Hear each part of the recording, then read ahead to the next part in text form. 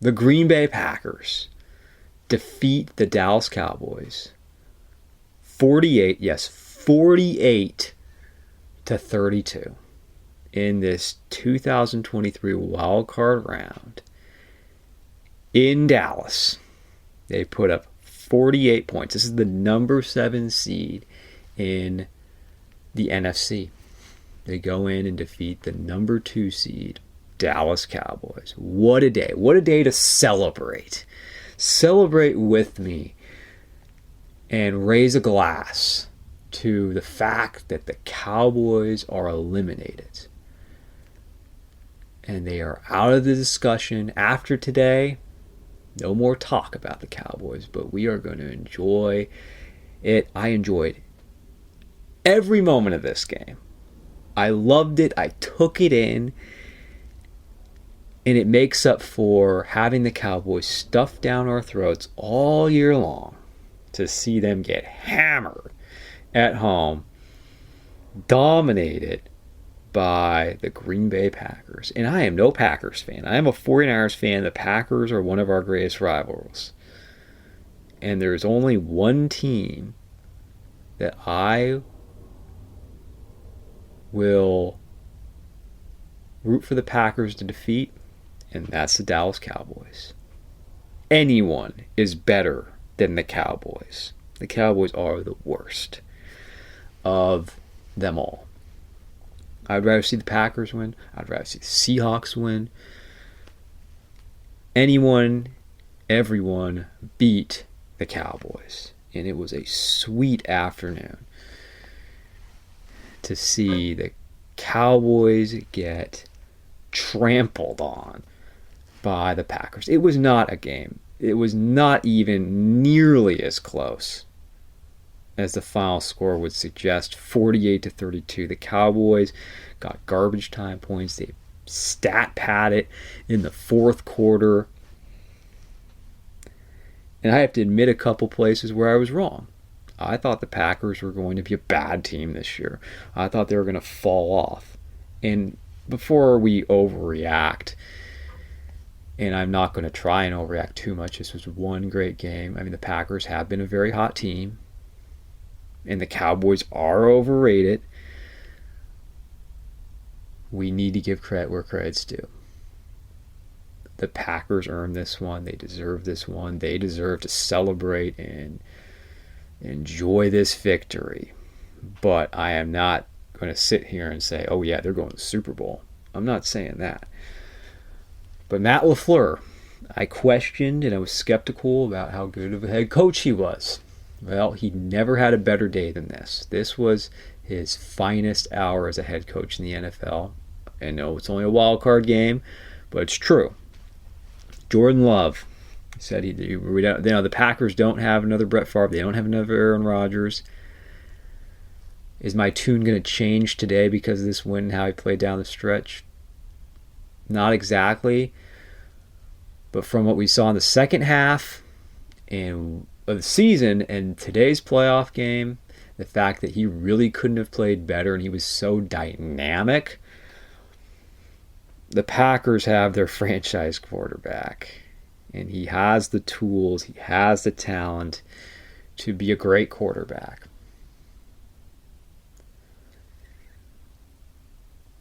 The Packers were so well prepared. They were so calm. And you could just see it from their body language. They were confident. Not cocky, but they were quietly confident coming into Dallas. And no one's scared to play in Dallas.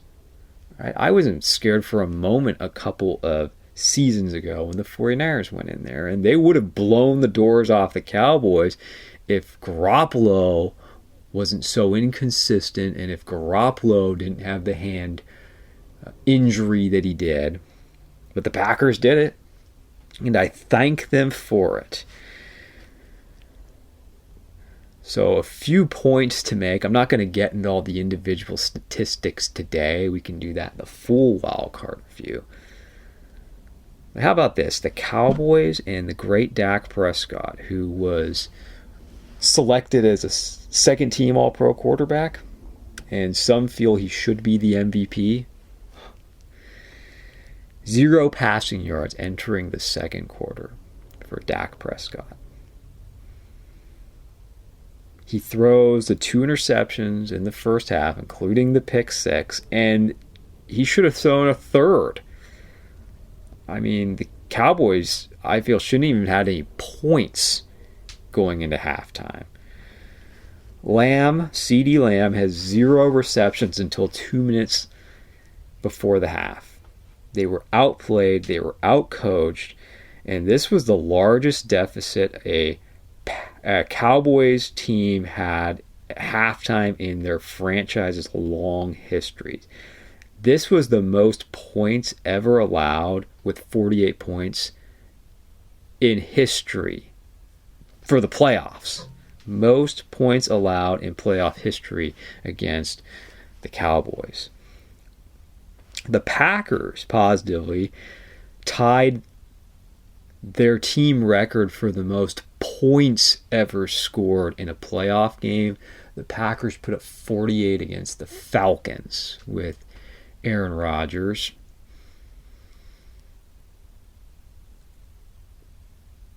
And Dak Prescott just doesn't have it, okay? The Packers are the first 7th seed to ever win a playoff game, and they barely broke a sweat doing it. I mean, could you believe how wide open some of those receivers and tight ends were for the Packers? The Cowboys' defense, whew. I mean, the Packers just made it look so easy between Jordan Love, and he had some wide open receivers, but he made difficult passes too. We saw the sidearm throws. We saw the full repertoire. The sidearm throws. We saw throws with zip on his, he wasn't even stepping, just on his back legs, basically. He flat-footed. He wasn't even balanced at all. He wasn't stepping into it. And you know where he learned that from? Aaron Rodgers. And where did Aaron Rodgers learn that from? Brett Favre. But you have to have a real arm strength to do that. And he's got it. Because I know as a 49ers fan, Jimmy Garoppolo would do that. And he didn't have the arm to do it. And that would turn out to be an ugly thing. But Jordan Love has the talent. He has the tools. And they were on display in this one. I mean, it was just humiliating, but loving every moment of it. That was me. I took it in. I enjoyed this whole game from start to finish. I was sitting there saying, at the end of the third quarter, maybe I'll get up and do something else, or I'll go out for a walk or a run or something, but I just got to enjoy this. I can't get away from the TV today to see the Cowboys go down like this. And it's extra sweet with them losing at home. It really is. With the stage and everything they have in Dallas. You see Jerry Jones constantly going to Jerry Jones on the camera. All the excitement with the cheerleaders that they get in Dallas. And to get taken down like this at home. I don't know if there's anything in sports quite like that. And we were told that the Cowboys were unbeatable at home. They were almost considered invincible at home. And I sat there and said, well, who were the great teams that they played at home? An Eagles team where the wheels were falling off. The Lions should have beat them. I mean, Jared Goff was lousy that day. Let's face it. Who was the great team that they beat at home? They faced a lot of weak teams. Let's call them for what they were. Soft teams, pathetic teams at home. Jets, Patriots, Commanders, Giants. Okay, maybe you could say the Rams. I'll give you potentially the Rams. The Rams are a great team? No, the Rams got eliminated in the first round today. They're not a great team. Oh, yeah, but the Dallas Cowboys were eliminated in the first round, so they weren't a great team. I said when we were looking at the schedule over and over again, let's see what happens when they play in Buffalo. Let's see what happens when they play in Miami. That's the test for the Cowboys. Put them on the road. Get them outside. Lost both those games. And again, I say they probably should have lost the Lions, and the Seahawks, gave them a heck of a tough game. And they didn't even make the playoffs. The Packers made it look easy. Jordan Love, brilliant. Aaron Jones, over 100 yards. The defense, the two interceptions, the one pick six, they got enough pressure on Dak Prescott. It wasn't great, but it was enough. And the pressure was on the Cowboys, right? We were told the Packers weren't supposed to be here. They're ahead of schedule, all of that. But the pressure was all on the Cowboys, and they couldn't handle it. Mike McCarthy, man, I don't know what to say. I just don't know what to say about this whole Cowboys team. Where was the urgency?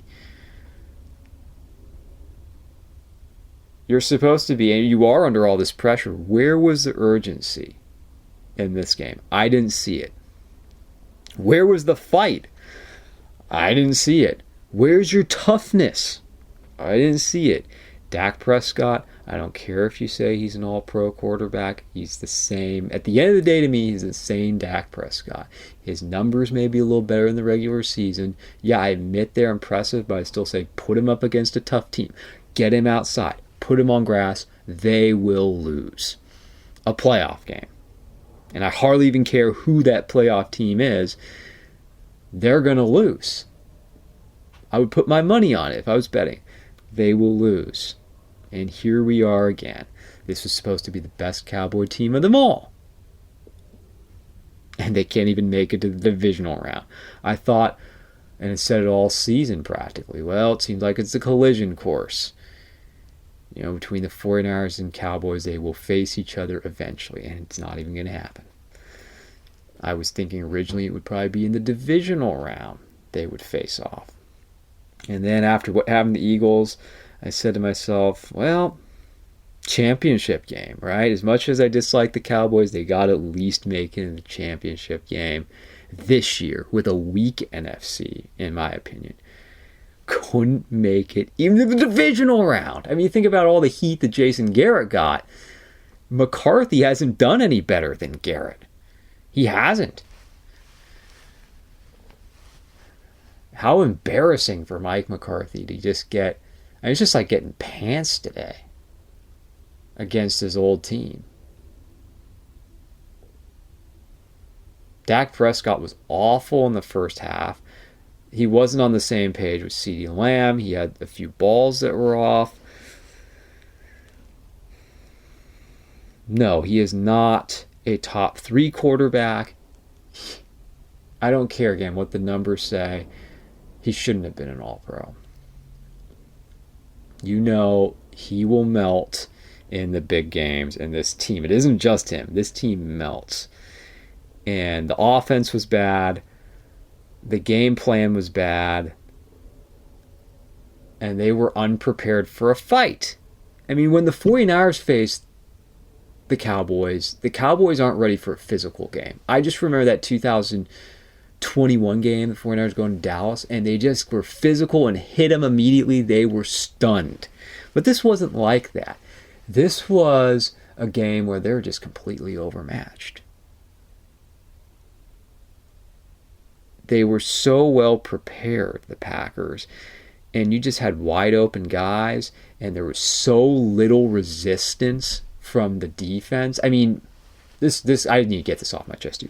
Dan Quinn is highlighted as if he is the best coordinator in the whole sport all year long. Dan Quinn. And you see him twice as much, 3 times as much, dare I say 4 times as much as any other coordinator in the sport on the screen. And yeah, the Cowboys' offense was bad. Their defense was worse. They just could not stop them. Could not stop them at all on defense. They had no answers. And they said that on the broadcast. Burkhart was saying, oh, well, the Cowboys, something on the lines of this is ridiculous. The Cowboys lead the defense, or defense statistics in a million categories. Well, that sure didn't matter today, did it? Dan Quinn's great defense, and you should be hired as a head coach and all this. 48 points, and the point was well made by Olsen. It didn't matter if the Cowboys' offense got on track. And they did play a little better in the second half and midway in the third quarter and the fourth quarter, okay. Didn't matter because the Cowboys just couldn't stop the Packers. They couldn't. Oh, yeah, they could stop them once the backups came in. Not when Jordan Love and the starters were out there on the field. How do these guys come back? And McCarthy, he's getting fired. There's no way he's coming back after this game. Dak Prescott, maybe he'll be back. Maybe he won't. Dan Quinn, he had a worse game than McCarthy. And then there's all the talk about him. I mean, again, I'm saying he's on the screen 4 times as much as any coordinator. It's not even close in the league. Oh, best defensive coordinator in football. 48 points on him. And I will admit that he had the Cowboys very well prepared last season. I'll be fair, against the 49ers in the divisional round. But this year, what a train wreck. I mean, I always say, how do you bring him back after this? And they're talking about him being a head coach in Seattle. How do you hire someone after a game like that as your head coach? I don't know. I'm baffled by it.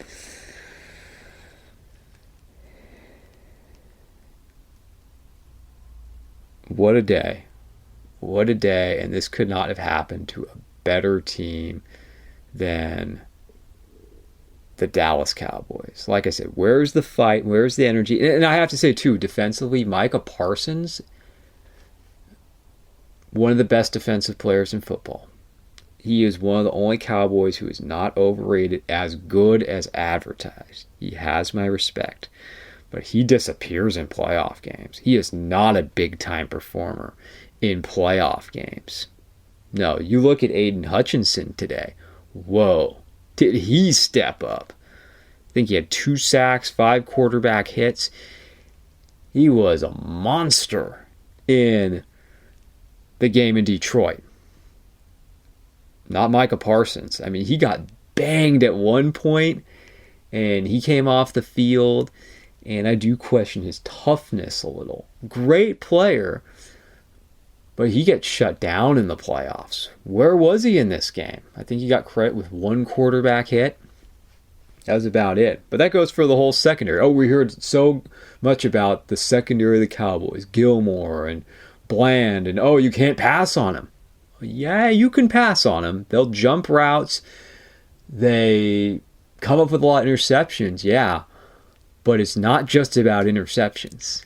And again, they were blowing teams out who were bad all year. I mentioned those the teams they had at home. And then they also, of course, faced the Panthers. Again, 2 games against the Commanders, 2 games against the Giants. They didn't get pushed enough.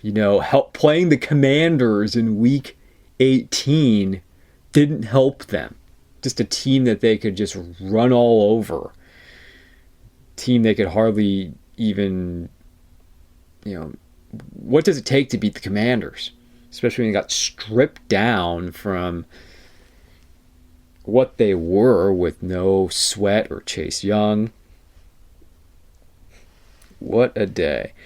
And the Packers are dangerous. Let me finish off by talking about the Packers, as now this sets up a very intriguing divisional round, and they're off to face the 49ers. Their 2 playoff rivals, the Cowboys and then the 49ers. And this is going to be a record 10th time these two have faced off in the playoffs. They talked about 9 between the Packers and Cowboys. This is going to be 10 between the 49ers and the Packers. In my lifetime, the Packers are easily the biggest rival of the 49ers. And I was thinking that this was possibly going to be a wild card match if the 49ers didn't get the top seed. I was thinking, well, it looks like maybe the Packers are going to end up in San Francisco. We'll do a full preview of that divisional round game, but let's let the Packers celebrate it. They earned it. They deserved it. They were the better team. It wasn't even close. I mean, this game was over mid third quarter. I mean, it was really over when it was 27-0, because you knew at that point the Cowboys were not going to shut the Packers down in the second half. The Packers were going to at least get 10 more points, and the Cowboys had to almost have everything go right for them and play a flawless, perfect second half, and it just wasn't going to happen. And for such a young team to do this, and I tip my cap to everything that the Packers did. And we're going to have a very different looking second round than I thought. Well, I'm excited to play a different team.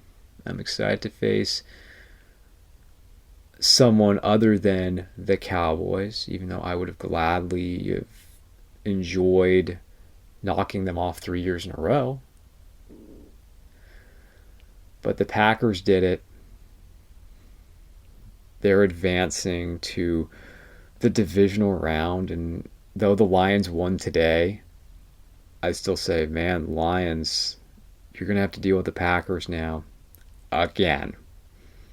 Just when you finally thought the division was yours, Packers are here. They're very good. They're very young.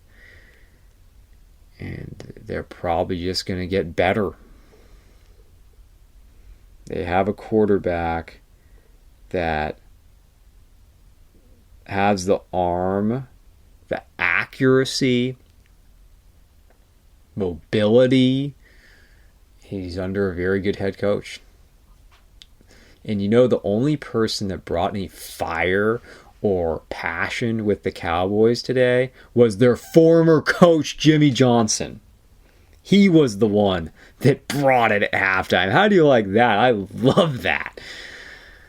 The guy that Jerry Jones ran out of town, said, oh, we don't need you. He brought it, unlike McCarthy and Dak Prescott, CeeDee Lamb, Micah Parsons.